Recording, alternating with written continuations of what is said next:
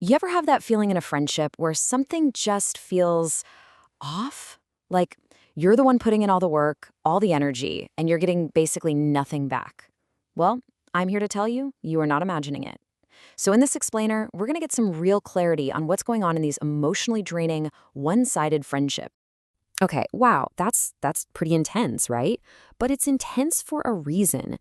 It's meant to hit you, to validate that little nagging feeling you might have deep down.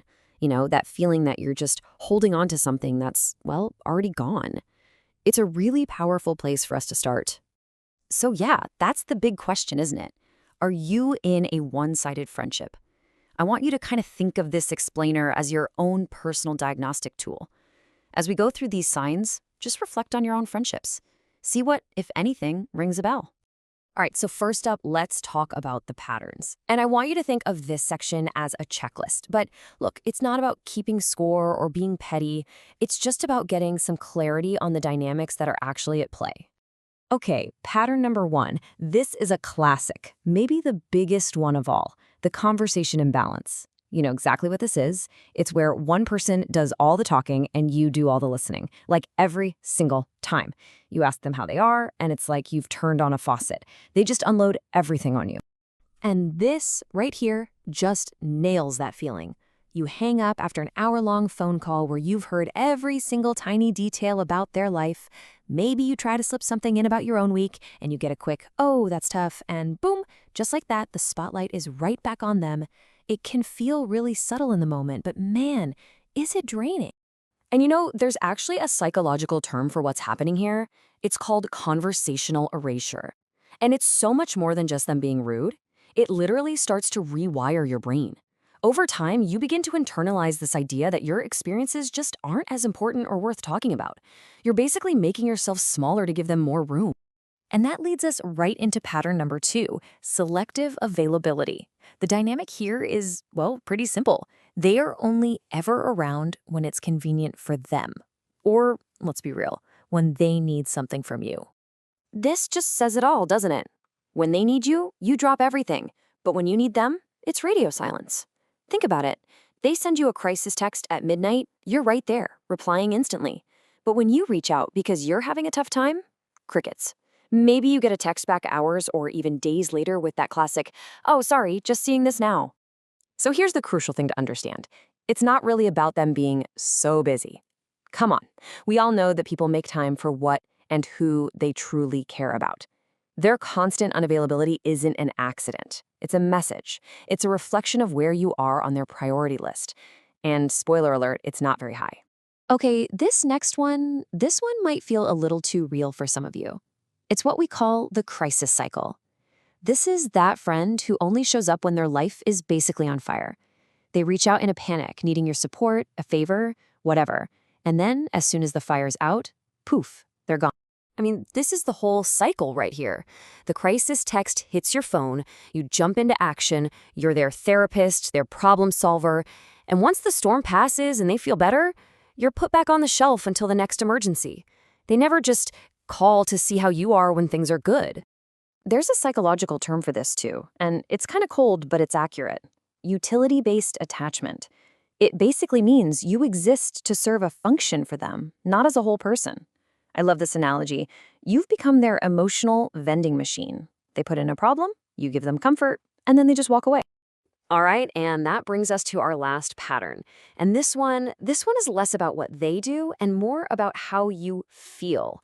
It's simple. After you hang out with them, or even just talk on the phone, you feel completely, totally exhausted. And this is such an important distinction to make. You could have done something really chill, like just grabbing a coffee, but you walk away feeling like you just ran a marathon. That exhaustion, it's not from the activity, it's from the dynamic.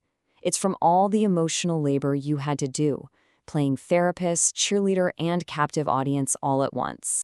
The name for this is relational depletion. See, a healthy friendship is supposed to be a reciprocal exchange of energy. It's a two-way street. You both give, you both receive. But a one-sided friendship, that's an extraction. It's a one-way street where you're just pouring energy out, they're taking it all, and absolutely nothing is coming back your way. So why does any of this matter? Because these patterns aren't just, annoying little habits. They have a real serious psychological cost. We're talking about a major impact on your self-worth, your energy, even your other relationships. Let's take a look at the impact. I mean, this chart really just lays it out plain and simple. In a healthy friendship, energy goes both ways. Vulnerability is mutual. You both open up. Support is shared. But in a one-sided friendship, your energy is just extracted. Your vulnerability gets exploited. And support? Yeah, that's a one-way street, heading straight out of your lane. The contrast is pretty stark when you see it like this.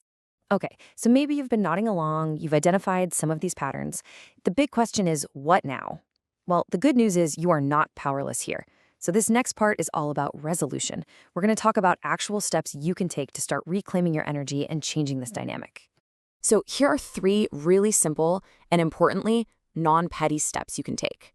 Step 1, match their energy. Just stop being more invested in them than they are in you. Step 2, stop initiating everything. Let the phone go quiet. Let the silence speak. See how long it takes for them to notice, if they notice at all. And third, just notice who shows up, who's there for your good news, who celebrates your wins without you having to announce it with a megaphone. But, there's often one last big thing that keeps us stuck in these situations. It's what I call the history trap. We stay in the friendship not because of who the person is today, but because of the history we share, who they used to be. It's basically the sunk cost fallacy, but for friendships. And this brings us to the final and, honestly, probably the most powerful question you can ask yourself. I want you to forget the history for a second.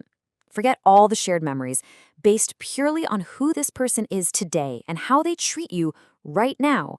If you met them for the first time tomorrow, would you even want to be their friend? A lot of the time, the answer to that question is all the clarity you're ever going to need. And that really brings us to our final thought here. You have to stop watering dead plants and calling it loyalty. Staying in a friendship just because of history or obligation, that isn't loyalty. It's a form of self-abandonment. Letting go of a friendship that completely drains you is not a failure. It's an act of radical self-care. It's you choosing to make space in your life for connections that will actually truly nourish you.